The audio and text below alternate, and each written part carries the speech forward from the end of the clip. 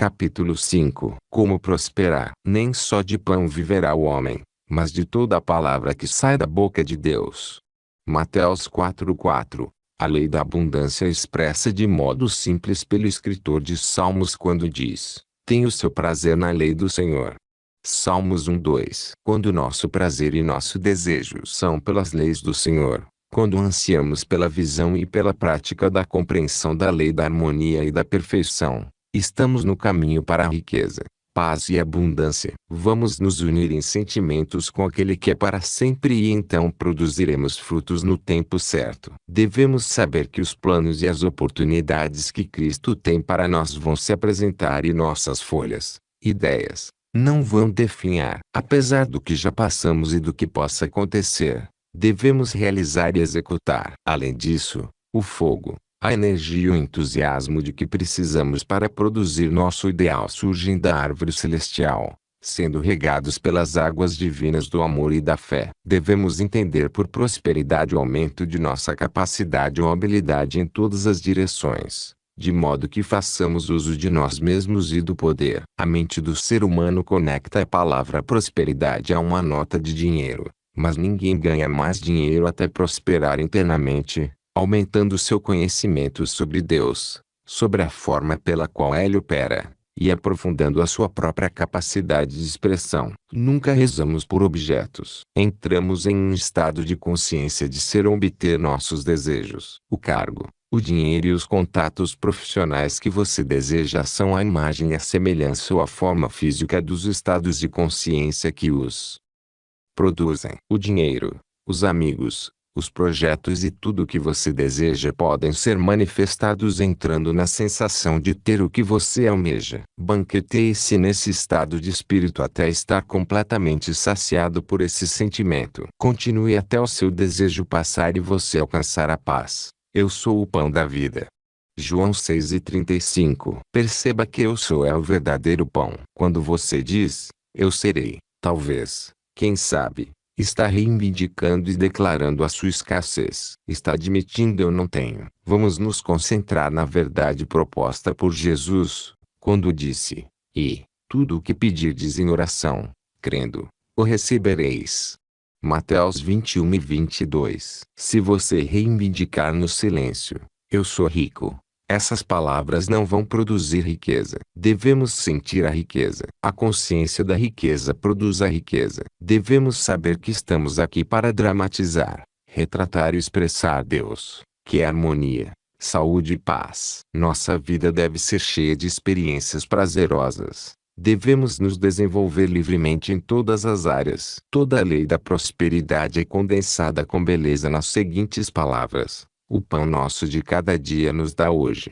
Mateus 6:11. O suprimento e a substância infinitos são onipresentes. Devemos aceitar esse fato assim como aceitamos o fruto delicioso de uma árvore no pomar. Devemos estender a mão e retirar o fruto da árvore. Da mesma forma, devemos reivindicar o suprimento e reconhecer a presença dele. O dinheiro é um meio de troca, uma ficha, um símbolo. É uma ideia na mente divina. Não há escassez de ar ou luz do sol. Do mesmo modo, não há escassez de suprimento. O que é a capacidade dos nossos pulmões quando absorvemos ar? Esta quantidade é tudo o que podemos inalar em uma respiração. Da mesma forma, vamos nos perguntar: qual é a minha capacidade de receber? Para ilustrar, imagine que desejamos água no litoral. Se levarmos um cálice de vinho para o oceano, podemos receber apenas esta medida. Algumas pessoas pegam um galão, outras um barril, mas nunca podem esgotar o oceano. Há água suficiente para todos. A fonte de todo o nosso bem é o único Espírito imutável, que é inesgotável e onipresente. Se você acha que o seu bem e suprimento dependem de determinada posição, está enganado. O trabalho não passa do canal pelo qual seu fornecimento virá, e os canais de Deus são infinitos. Quando uma porta se fecha, outra se abre. Como deve reagir uma pessoa que perdeu o emprego porque a empresa em que trabalha foi à falência? Em vez de lamentar a demissão, a pessoa deve se alegrar e dizer internamente que um emprego novo e maravilhoso estará disponível no mesmo instante. Assim, Um emprego novo e melhor virá de modo fácil. Vamos ficar indiferentes ao canal e ganhar consciência da fonte do nosso bem. Una-se todos os dias a causa primeira no pensamento, sentimento e ação. Devemos sentir a presença de Deus. Essa é uma experiência a ser vivida na própria consciência. É muito bom teorizar sobre a presença e pensar nele, mas devemos também ter a percepção interna, que vem com a comunhão silenciosa toda manhã e toda noite. Medite sobre os atributos e as qualidades da divindade e você sentirá a presença brotando espontaneamente dentro de si. Você não vê ou sente o cheiro do vento, mas sente a brisa no rosto. Da mesma forma, pode sentir o calor e o brilho da presença. Algumas pessoas chamam isso de sensação de formigamento, como se a melodia dos deuses estivesse tocando no plexo sacral. Se você deseja demonstrar prosperidade, esqueça o passado. Embora o ontem esteja sacramentado, algumas pessoas insistem em viver no passado, pensando e se concentrando nele. Nada vive além do estado de espírito ou sentimento do presente. É o seu estado de espírito que demonstra. Alguns gastam tempo e energia se concentrando em como foram ricos,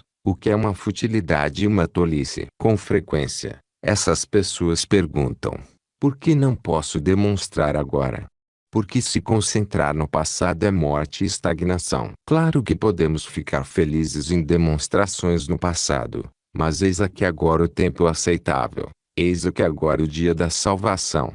2 Coríntios 6:2. O suprimento infinito está disponível de modo instantâneo agora. Independente de suas posses ou perdas no passado, o suprimento está esperando a sua reivindicação e o seu reconhecimento. Esse suprimento é onipresente, jamais condicionado pelo fluxo e refluxo da sua apreensão. Não é possível comer hoje o alimento da semana passada. Aceite o seu bem agora e ande na suposição de que está feito. Os grandes cientistas ou estudiosos da verdade nunca sentem inveja ou ciúme dos outros, pois sabem que podem ir à mesma fonte e pedir tudo o que desejam. Quando sentimos ciúme da riqueza e do sucesso do outro, isso nos joga para trás e impede que demonstremos prosperidade, o que só eleva a outra pessoa e nos diminui. A lei não respeita pessoas, ela dá a todos de acordo com a crença de cada um. A inveja é um desperdício de energia, uma força destrutiva e emocional. Devemos nos alegrar com o sucesso do outro de modo a atrair o sucesso para nós. Devemos perceber que a outra pessoa é uma extensão de nós. Podemos encontrar nosso lugar ao sol reivindicando e sentindo que o Espírito Infinito revelou para nós,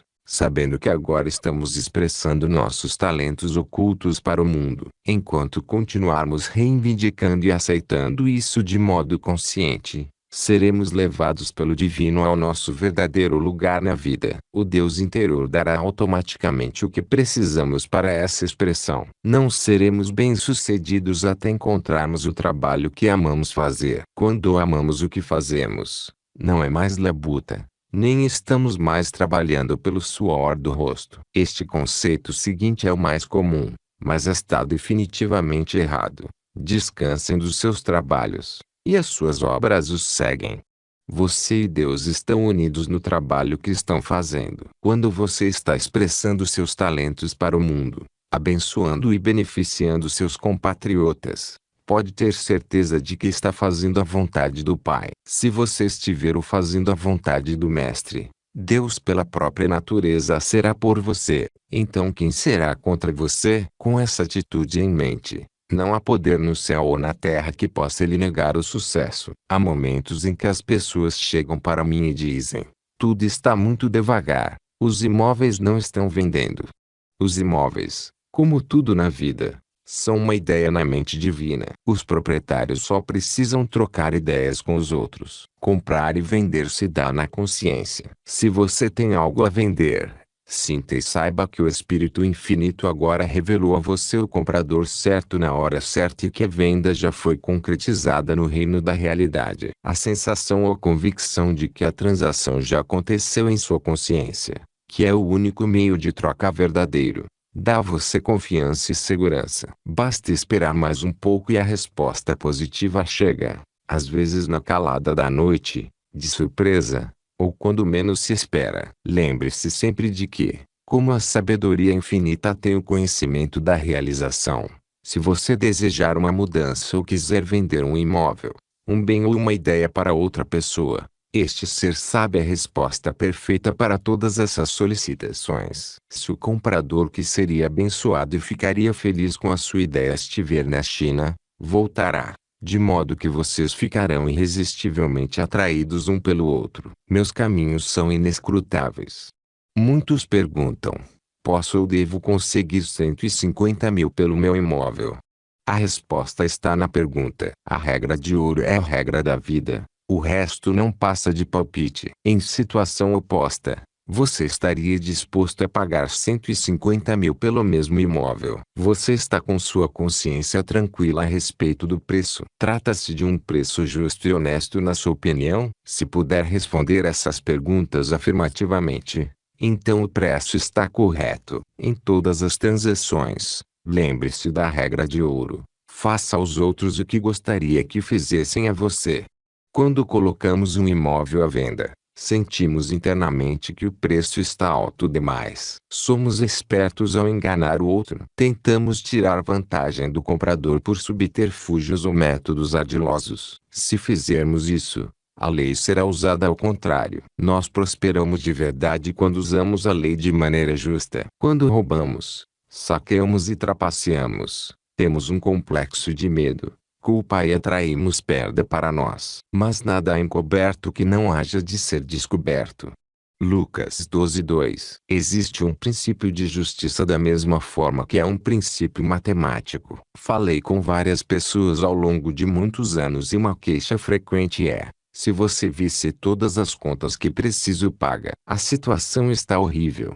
Devemos perceber que não há dívidas no paraíso. Harmonia. Como está a situação em Deus e no paraíso? A resposta é que a bem-aventurança, a harmonia, alegria e o equilíbrio perfeito são estados de consciência chamados paraíso. Vamos perceber que todas as contas agora estão pagas e ficar alegres com isso. Vamos marcá-las como pagas na mente, entrando no estado jubiloso e feliz em que todas as dívidas estão quitadas e indo dormir com as palavras: obrigado, Pai, nos lábios. Estamos agradecendo pelo presente já recebido na consciência. Damos o presente a nós mesmos pela consciência, sensação ou convicção interior. De alguma forma, todas essas contas serão pagas e também haverá um excedente divino. Podemos agora decretar que estamos unidos à fonte infinita de suprimento e todas as nossas necessidades serão atendidas no mesmo instante. Pronto. Agora observe a lei atuar. Se você quiser dinheiro,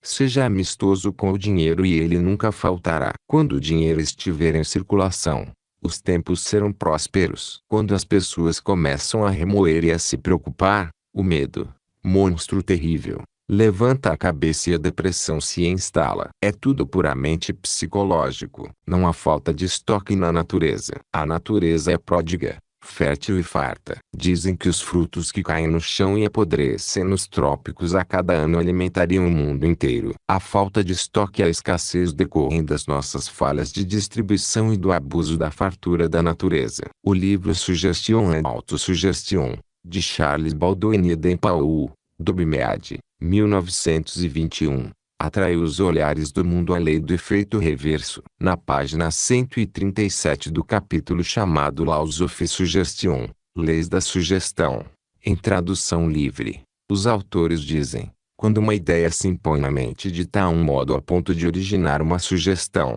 todos os esforços conscientes que a pessoa fizer para neutralizar essa sugestão não serão meramente sem efeito. Na verdade, atuarão contra os desejos conscientes da pessoa e tendem a intensificar a sugestão.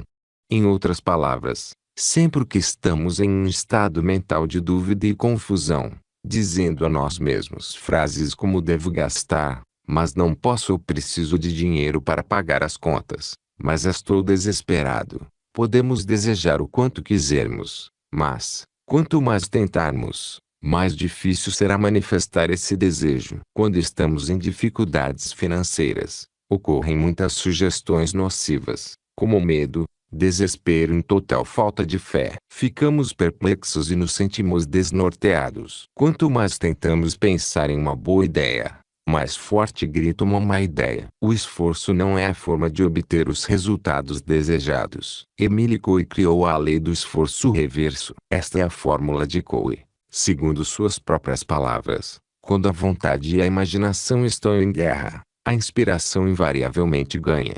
Em outras palavras, quando o desejo está em conflito com a imaginação ou a crença vence. A ideia dominante sempre vence. O esforço pressupõe a ideia de resistência que será superada. Portanto, temos duas ideias ou sugestões conflitantes. Quero riqueza ou dinheiro agora, mas não consigo obter.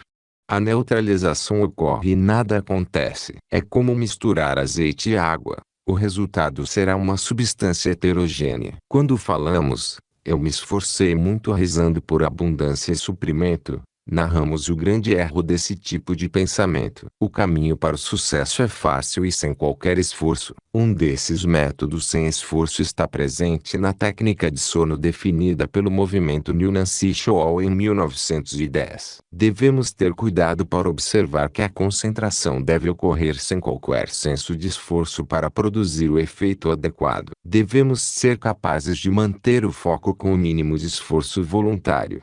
A condição é semelhante a quando pessoas permanecem na cama assim que acordam de manhã. Elas dizem a si mesmas que poderiam levantar, mas quase contra a vontade continuam embaixo dos lençóis. No livro de Baldoni Paul, há a seguinte explicação.